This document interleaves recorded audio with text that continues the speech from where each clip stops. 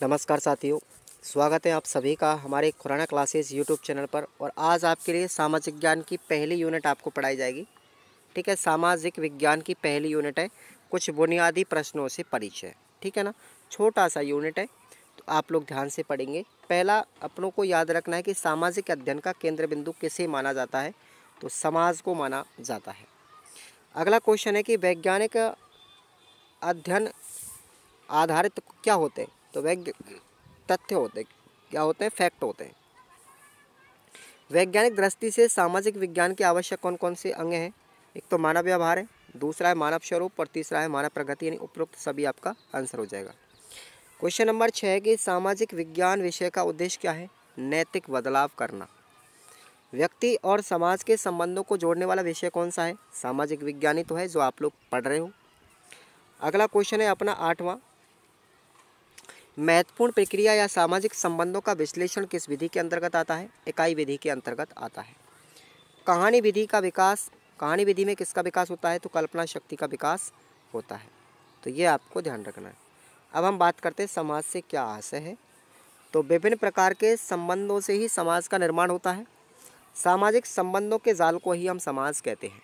ठीक है, सामाजिक प्रक्रियाएं किसे कहते हैं? तो किसी स्थान पर जब एक से अधिक व्यक्ति रहते हैं तो उनमें मेल मिलाप होता है, उनमें पारस्परिक संबंध ही इन रहने वालों के बीच सहयोग, प्रतियोगिता, संघर्ष, समायोजन आदि सामाजिक प्रक्रिया उत्पन्न करते हैं।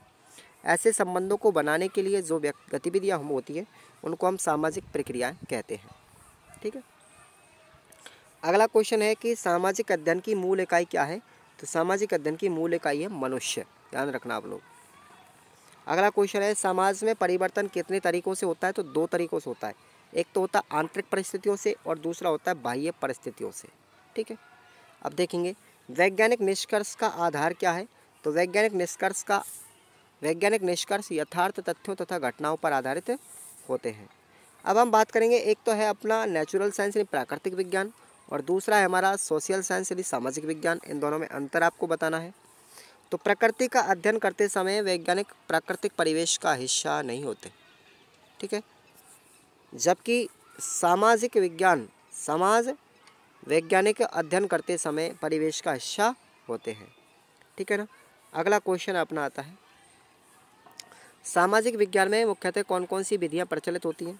जैसे इकाई विधि है, विचार विमर्श विधि है, योजना विधि, समस्या समाधान, भाषण, कथात्मक, प्रश्नोत्तर, कहानी सामाजिक विज्ञान की मुख्य विषय हैं।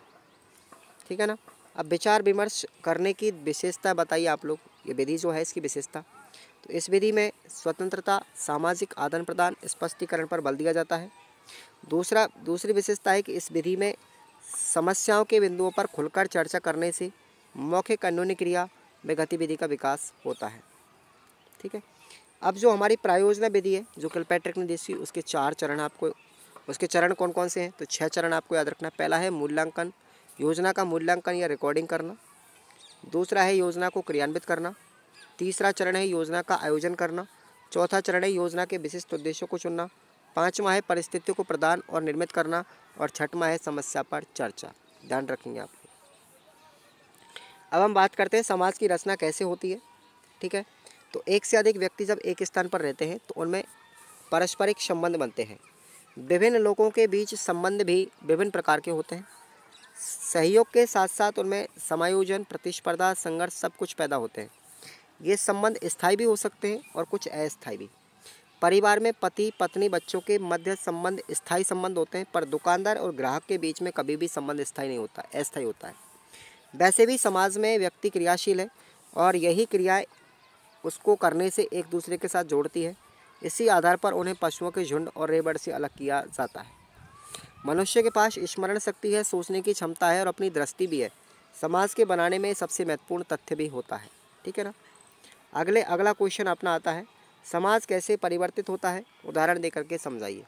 यानी समाज एक परिवर्तनशील अवधारणा है, इस उत्तर की पुष्टि आपको करनी है। तो समाज एक परिवर्तनशील अवधारणा है, इसमें निरंतर परिवर्तन होता रहता है।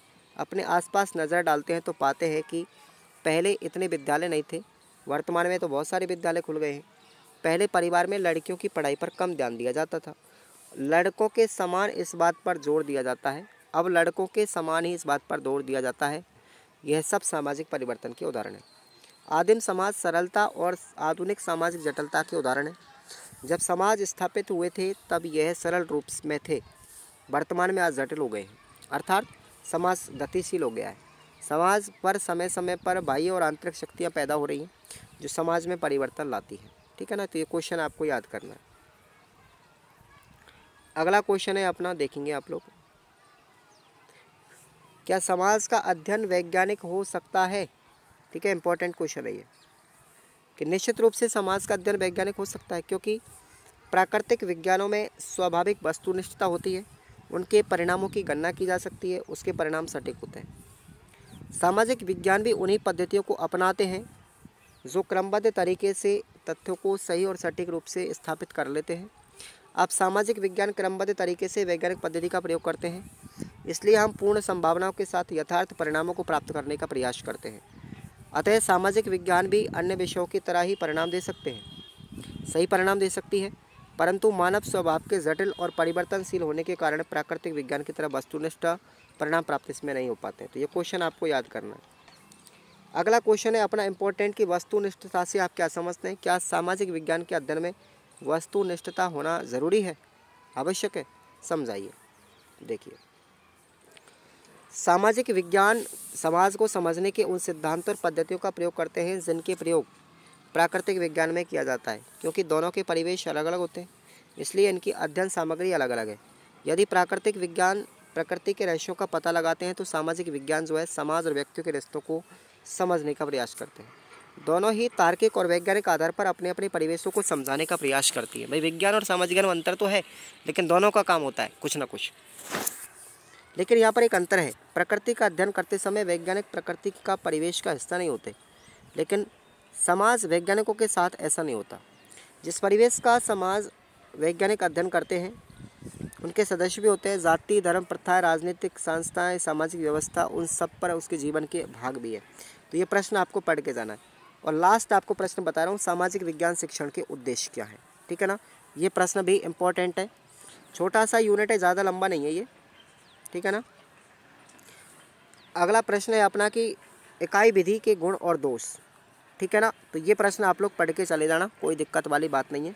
और बात यहाँ पर आती है ना निबंधात्मक प्रश्नों की। ठीक है ना, प्रश्न निर्माण में क्या क्या सावधानियाँ रखनी चाहिए। ठीक है ना, ये प्रश्न तो हालांकि मैं कई यूनिटों में पढ़ा चुका हूँ, ये वहाँ पर भी मैंने जिक्र किया था, तो ये आपको पढ़ के जाने भैया। ठीक है ना, आप लोगों को निबंधात्मक प्रश्न में याद रखना है समस्या समाधान विधि के कोई गुण दो, तो एक वाला ये है, बस इतना ही आपको पढ़ना है इस यूनिट के अंदर, इसके अलावा कुछ नहीं पढ़ना। धन्यवाद।